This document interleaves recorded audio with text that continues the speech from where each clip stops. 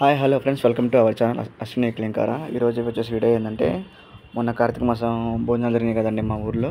అక్కడ మనం ఖాళీగా ఉంటాం ఎందుకని నేను ఏదో ఒక వీడియో తీస్తూ ఉన్నాను. ఇది వచ్చేసి ఏంటంటే రవ్వ కేసరి అండి. రవ్వ కేసరి ఫస్ట్ నెయ్యి పోసారు.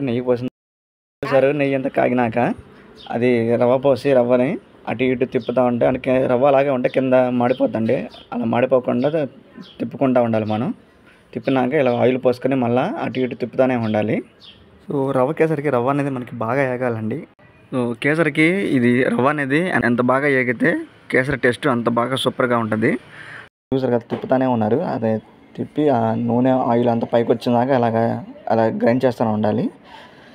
ఇంకా చేసినాక ఇలా మధ్యలో ఇంకా రవ్వ అంతా వేపుకొని రవ్వ కొంచెం కేసరి కావాల్సిన విధంగా వచ్చినప్పుడు చూసుకుంటూ అలా పద్దాకు తిప్పుతూనే ఉండాలండి. అందుకే తిప్పకుండా ఉండేదంటే కింద అది మాడిపోయి అడుగంటిపోద్ది. కానీ అది చేయడం మటుకి చాలా అంత సులువు కాదు. నేను దగ్గర చూసాను కాబట్టి నాకు అనిపించింది ఎంత కష్టమా అని. అసలు చాలా అంటే చాలాసేపు తిప్పారండి. మీరు చూస్తానండి, వాళ్ళు దాకా తిప్పుతూనే ఉన్నారు. అసలు కంటిన్యూ గ్యాప్ లేకుండా అటు ఇటు తిప్పుతూనే ఉన్నారు. సో ఇంకా అలా రవ్వ తెగినాక మనం కాస్త వాటర్ పోసుకోవాలి. వాటర్ పోసుకుని కూడా మళ్ళీ తిప్పుకుంటూ ఉండాలి. అటు ఇటు తిప్పుకుంటూ ఉండి అలా రవ్వ ఇది కేసరిలాగా వచ్చినంతగా చూసారు కదా, అలాగా అంటే ముక్కలుగా పొడి పొడిగా వచ్చేట్టుగా తిప్పుకుంటూనే ఉండాలి రవ్వని. తిప్పుకుంటూ ఉన్నప్పుడు మళ్ళీ కాస్త నెయ్యి పోసుకొని జీడిపప్పు వేసుకొని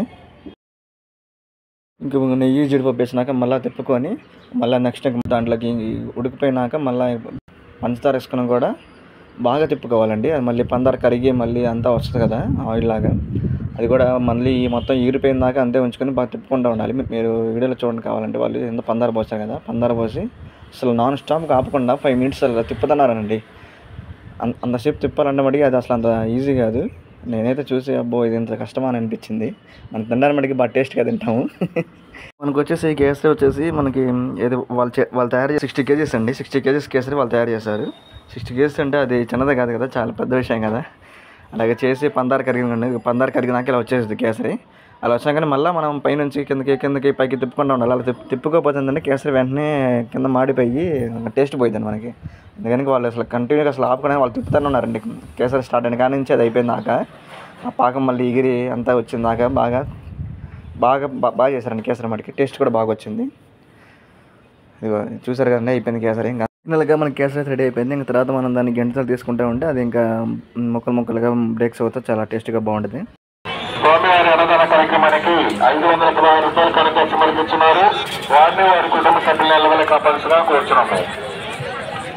పట్టాల గౌడేశ్వర గారు స్వామివారి అన్నదాన కార్యక్రమానికి 516 రూపాయలు కనుక సమర్పించున్నారు.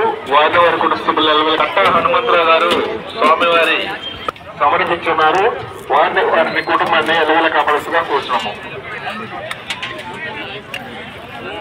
సగరపేట శ్రీనివాసరావు గారు వల్లభాయి తాపి నాయుడు గారు స్వామివారి అన్నదాన కార్యక్రమానికి 100 రూపాయలు కనుక సమర్పించున్నారు.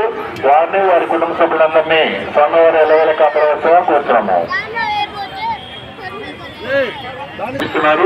వారిని వారి కుటుంబ సభ్యులను ఎల్లవేళ కాపాడాల్సిగా కోరుతున్నాము. కుప్పరాల శ్రీధర్ గారు స్వామివారి అన్నదాన కార్యక్రమానికి 500 రూపాయలు కనుక సమర్పిస్తున్నారు. వారిని వారి కుటుంబ సభ్యుల్ని ఎల్లవేళ కాపాడాల్సిగా కోరుతున్నాము.